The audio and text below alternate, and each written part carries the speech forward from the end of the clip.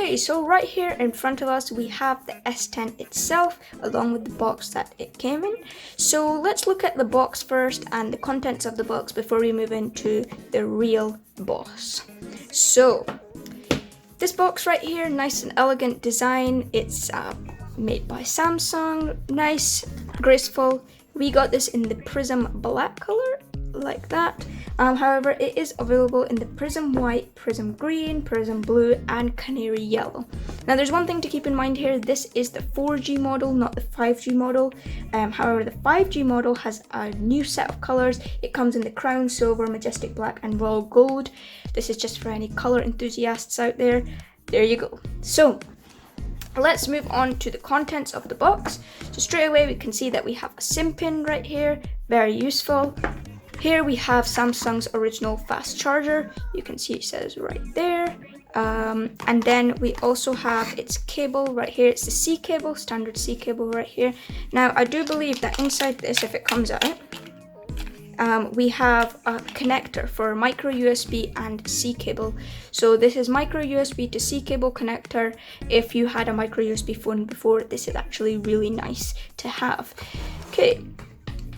Then we have this is another connector. I really quite like how Samsung's done this with the S10. This is a USB to C cable connector. It's really nice because you can connect your phone to all these different devices and really nice for transferring files. So really handy for all of us because we have a lot of devices now.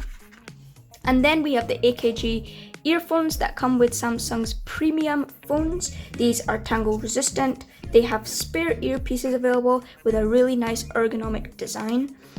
These are only available with the premium models, and the S10 is definitely a premium model. Okay, so in front of us here we have the S10, and I think that we should look at the outside first before we move on to the specs of the inside.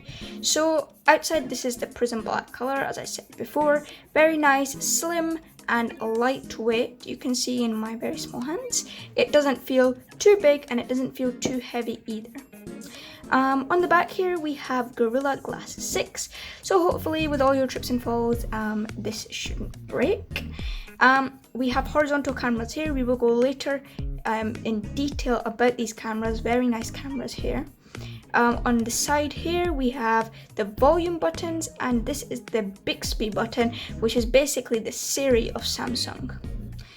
On the other side we have the power button, and it's actually worth noting that this is slightly higher above than the previous S9 model. Please do go check out the S9 video, and hopefully a new S10 and S9 video should be coming soon. On the bottom here we have the headphone jack, C cable for power charging, and speakers. Speakers are Dolby Atom and they're wide speakers, so it should give you nice loudspeaker sound.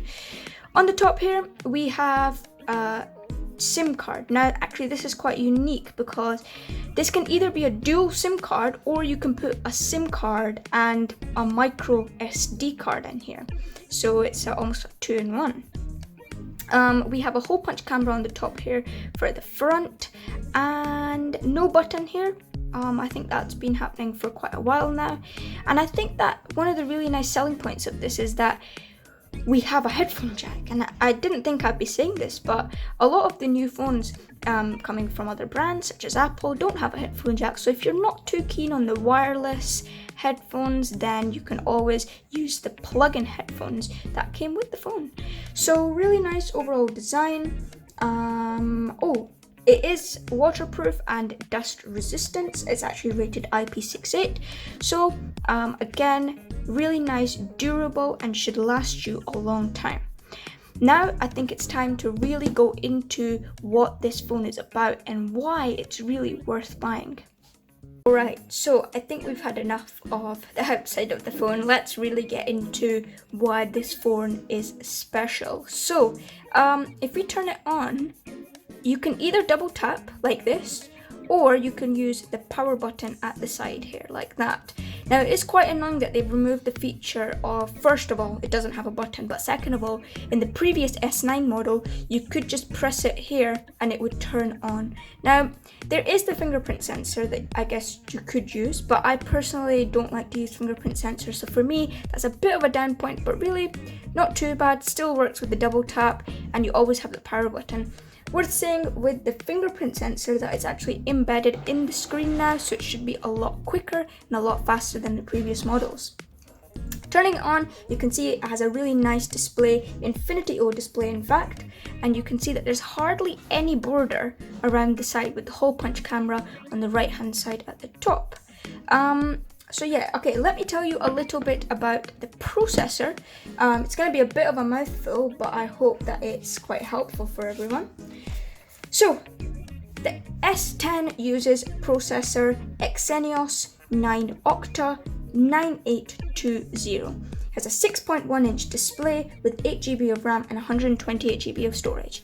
Now that amount of RAM is very rare on a phone, and I know that it's becoming a lot more common now, but really we saw 8 GB of RAM on laptops and PCs, and now it's coming on phones. So incredibly powerful and really nice to see such a nice, elegant, but at the same time powerful device. On the back we have a 12 megapixel and 16 megapixel camera with flash, night mode, blah blah blah. We will go on to that later. Camera is brilliant on this. If you really want the really advanced information about the processor, I'll give you it right now. So it's using Android version 9. Using the octa-core 2.73 GHz dual-core M4 Mongoose, as well as the 2.31 GHz dual-core Cortex A75, as well as the 1.95 GHz quad-core Cortex A55 processor. Now, if that isn't a mouthful, I don't know what is. So, very powerful, and if that means nothing to you, let it be like that, because all you need to know that this is a very powerful phone, and as long as you're doing your basic, work stuff or school stuff, or even with high-powered apps, it shouldn't slow you down. Let's get into more features of this phone. Alright, so we are finally into the phone, and you can see it's very nice and fast. Let's just open up some apps just to see how everything is working. Open up clock, calculator, and you can see it actually has a nice green scheme on it. You can see it more clearly up here, but all of your features are as they are with the Android version 9 update. We have Bixby, we've got calling on other devices, focus mode, we have a kids mode, Dolby Atmos speakers have been activated, so I will show you the sound in just a minute as well. Let's go into settings for a minute and just look at what we've got here. So we've got display settings. You can put on blue filter if you want at night. You can put on passwords, all of that good stuff. Device care here, you can see that everything can be managed over here. So we've got battery, we've got storage 128 GB, and we've got 8 GB of RAM right here.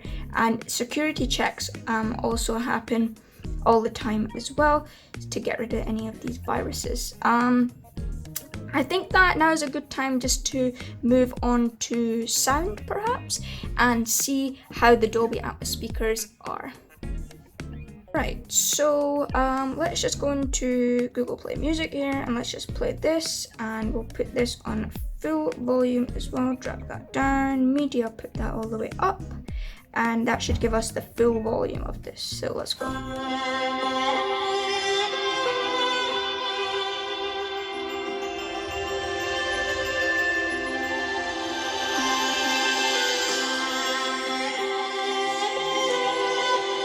And if we move on to a slightly more exciting part of this song.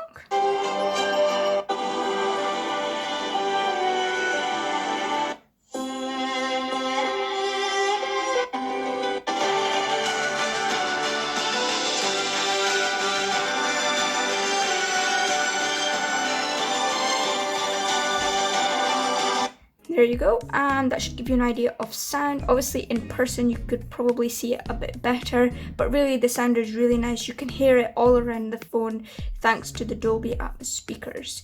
Okay, let's move on to camera. Right, we are into the camera here, and you can see that there's a lot going on. I think Samsung's done really well with their camera. Okay, let's go into settings and see what we can record. So Lots of settings. We have scene optimizer, shot suggestions, that's a mouthful.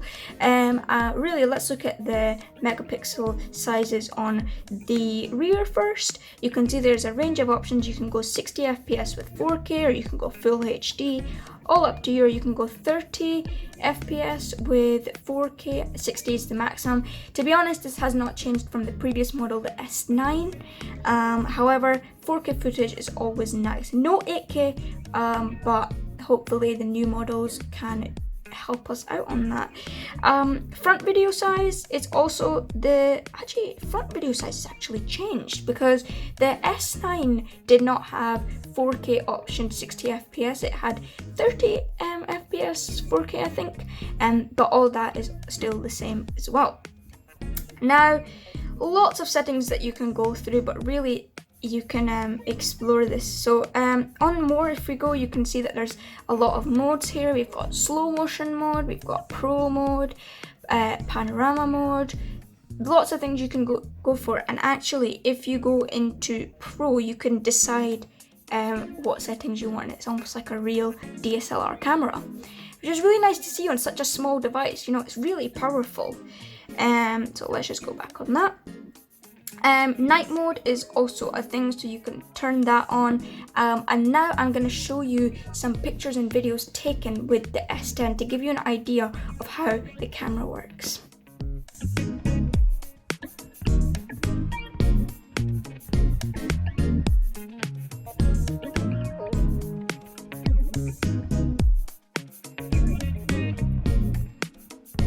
So all in all, I think that the S10 is a brilliant premium phone. Although it's a little bit pricey, I do believe that it has all the features and you get your worth out of your money. Brilliant camera, nice sleek design. Things have been updated, such as the fingerprint sensor. The dual SIM is a nice touch as well. And overall, I really do recommend that you buy this phone. And if you would like to check out this phone, follow the link in the description and you can go and buy it from there. This video has not been sponsored, so I'd really appreciate a subscribe and a like. It would really help me out. And please do go check out the S9 review and the S10 and S9 comparison video, which should be coming out soon.